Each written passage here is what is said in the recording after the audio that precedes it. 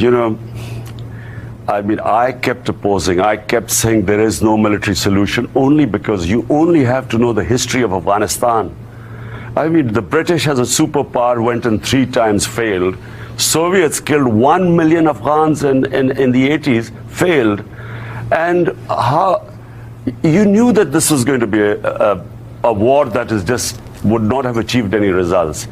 Someone should ask, I mean, if I was an American, I would ask that $1.5 trillion at least have been spent in Afghanistan. What have we achieved in this? And then I hear some people saying that, you know, actually, no, we should sort of keep the military or keep this going. This will go on for another 19 years. The taxpayer in U.S. is going to keep pouring in money in there. While the U.S. was pouring money in Afghanistan in this futile war, the Chinese were developing first world infrastructure, and you just have to go to China to see the way their infrastructure is. And I'm in New York, and I'm watching the you know, the car bumping around here. That money was wasted. You know, you do not sound right now like a prime minister from Pakistan. You sound like a voter from the Bronx who would complain about the infrastructure, our money being spent on wars in Afghanistan. This is a very difficult situation. It's brewing up for a while. But, you know, I'm an anti-war person. I do not believe wars solve problems. I mean, you go after one problem and it gives birth to 5 other different problems. And therefore, I don't believe that these, because you see, it has unintended consequences. You know, every war which I know, Afghanistan, Pakistan joining the US war in Afghanistan, each time we were told this is a matter of weeks. And, you know, in Pakistan, we lost 70,000 people died in this war on terror when we participated. And Musharraf told us, our general, that it's only a matter of weeks. So war with Iran is very complex. Once it starts, you know, no one knows where it's going to go. And so therefore, always conflicts should be avoided. Always. Mr. Prime Minister Joe Scarborough here. The United States and Pakistan, of course, as you know better than anybody, we have had at times a tumultuous relationship. The Pakistanis have believed through the years that Americans have been unreliable partners. We have not followed through on weapons deals. At times, the Pakistanis believe we have pushed them in directions that are not in their national interest. And of course, Americans have had concerns with the Pakistanis now. Just pulling back from the events of this week, even this month, give us, if you will, your best read on U.S.-Pakistani relations right now. Are we in a better place today than we were, say, 5-10 years ago? Definitely. This is the best relationship Pakistan had with the U.S. in almost 2 decades. But let me just give you a brief history. Pakistan joined, US and Pakistan got together against the Soviets when they invaded Afghanistan. And so Pakistan trained militants to fight jihad. They were called Mujahideen, who fought against the Soviets. And so these groups came and they operated from Pakistan in the 80s. Come 1989, Soviets retreat from Afghanistan, the US packs up and leaves. And in 91, we were slapped with sanctions, Pressler sanctions. So that was a shock because Pakistan had, by this time, 4 million Afghan refugees. We were left with these militant groups, and sectarian terrorism started in Pakistan. Come 9/11, we again joined the US. And I remember George Bush saying that, look, this time it will be different. We are not going to abandon you. Because Pakistanis were skeptical. We had been abandoned. This time again, we joined and I opposed it. And I'll tell you why I opposed Pakistan joining the US. Because we had trained these mujahideen, these groups, to do jihad against foreign occupation in Afghanistan. Now, when the Americans turned up in Afghanistan, how are we going to explain to them that now it's no longer jihad, it's terrorism? And so when Pakistan joined the US, the same groups turned against Pakistan. And the fundamental mistake Pakistan's leadership made at the time is that they tried to tell the US, don't worry, we'll be able to deal with it. They couldn't deal with it. I mean, there were suicide bombings going on in Pakistan. Our GHQ was attacked, our army, our commandos, our ISI. At one point, we actually thought we were going down. And so US kept putting pressure on Pakistan to help them more. Pakistan could not deliver more. There were 150,000 NATO troops. And if they couldn't win in Afghanistan, how was Pakistan going to help them? And so we were then accused of playing a double game because we couldn't deliver. There were 50 different groups operating in Pakistan, militant groups. And so this mistrust began. Now our relationship is based on truth and trust. We are partners in peace now. And so there's trust, and that's how the relationship should have been. If I was the Prime Minister, I would have said, look, Mr. Bush, we cannot deliver. We have these groups trained, and how are we going to, the moment we join them, we lose leverage on them, and they'll turn against us. So I think that's the mistake where our leadership made. And what advice have you given President Trump about Afghanistan, a war that many Americans have grown tired of 18 years later? The situation took a serious downturn in early August when India revoked the special status for the disputed region, causing relations between India and Pakistan, two nuclear countries, to fall deeper into chaos and uncertainty. Tomorrow, Pakistani Prime Minister Imran Khan, who met with President Trump in New York on Monday, will speak before the UN, and Kashmir is set to be front and center.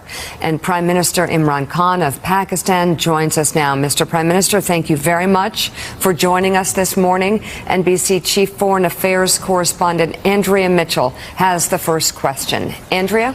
Thank you very much, Mika. Well, Mr. Prime Minister, the president has offered to mediate. Would you like to see him mediate between you and Prime Minister Modi and try to resolve this Kashmir issue?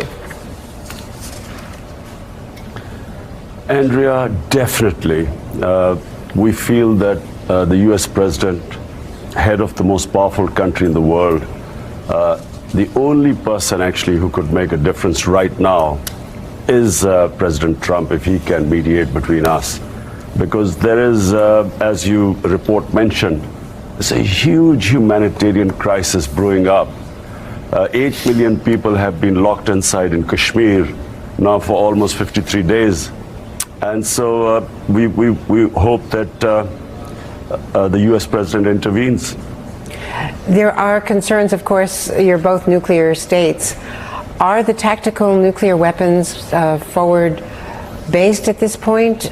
Can you reassure Americans that what used to be known as the triple key to make sure that the U.S. also had oversight over any potential use of nuclear forces is still in place? Andrea, no sane mind can think of nuclear war or nuclear weapons. What needs to be done is that this thing should be immediately nipped in the bud. Where it is heading right now, my fear is that there are 900,000 troops in the valley, and they've locked in 8 million people. Now the fear is that once they lift the curfew, there's going to be bloodshed. And that's why we want the president to intervene before things go a step further. And that's really my concern right now, and I mainly came to the UN to raise this with the world leaders. Mr. Prime Minister, this is Ayman Mohideen, and I was curious, sir, to pick up on your point, wanting the United States to mediate. You've obviously sat next to President Trump, and you've been dealing with this administration. Has this administration in any way, shape, or form asked you for any type of quid pro quo in exchange for mediating? And if so, what might that be? What does the U.S. want from Pakistan in order to try to mediate this conflict? This is a completely separate issue. It concerns over 1 billion people of the Indian subcontinent. So this, the United States #1, but United Nations Security Council is the other option. or the US could operate through the UN Security Council, because there are 11 resolutions by the Security Council on Kashmir. So that's one area. But quite separately, the other two neighbors of Pakistan, one is Afghanistan, the other is Iran. We are trying our best. We are speaking to Iran. I spoke to President Trump, and he thought I should try and mediate between the US and Iran, a new nuclear deal. And the other is Afghanistan, which again is in the interest of Pakistan, that there's peace there. I mean, there's 4 decades of conflict. People of Afghanistan are suffering. There's no quid pro quo. I mean, it's in our interest that there's peace there. We were sad that just when the deal was about to be signed, it was broken up, because dialogue and fighting are going on simultaneously, and this was always going to happen. But there is no military solution in Afghanistan, and that should be obvious after 19 years. So it is in our interest that there's peace in both Afghanistan and Iran. The problem with Iran is that if there's a conflict, our country's developing world is going to take a real beating, because the oil prices will shoot up. And in most of our developing world, we have these trying to manage our balancing our budgets, and this will just throw us off. So it's in the interest of actually the world that this Iran conflict does not take place. Mr. Prime Minister, Jeff Goldberg from The Atlantic, just to follow on your statement that Donald Trump would be the best mediator for you, 2 related questions. One is, what specific skills do you think he brings to mediating the Kashmir dispute? The second related question is, how do you assess his handling of the Iran files so far in his presidency?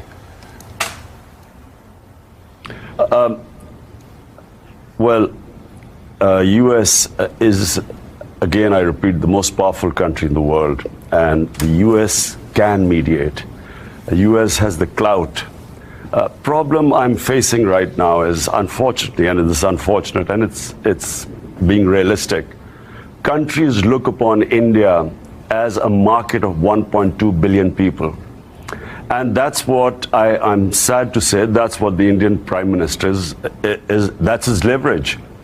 And that's why he's done something so incredible, revoking the Constitution, going against UN resolutions, and he's actually boxed in these people. And so US being the strongest country in the world, with leverage in the UN Security Council, and just as the biggest trading partner of India, US has the best leverage, and that's what Mr. Trump has in his hands. About Iran,